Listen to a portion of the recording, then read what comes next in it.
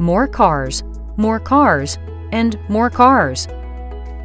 As I mentioned, I spent many years working with auto repair shops all over the country, learning from them and assessing their needs, watching and noting what works and doesn't work.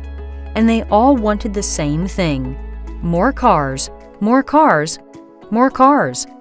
This hasn't changed, in spite of all the technological advances and business models that have changed the way these businesses operate.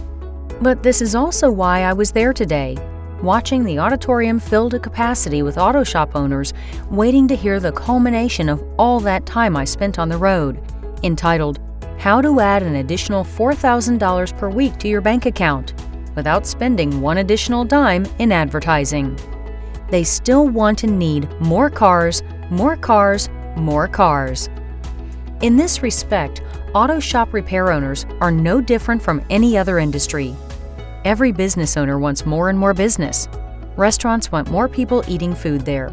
Hotels want more people in their rooms. It's the common denominator for just about any industry. I believe in the auto repair industry and devoted my entire career to it. I have discovered that in order to find true capacity in our auto repair businesses, we have to do a few basic things. For starters, we needed to know how to add an additional $4,000 per week to your bank account without spending one additional dime in advertising.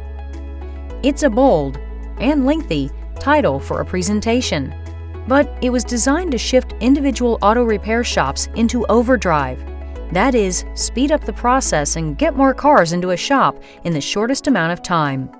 You see, we've limited ourselves by what we've been doing in our businesses and the techniques we've used on the phone. So the methods I presented, and are now available here, are quite powerful, like a high-octane fuel for a business.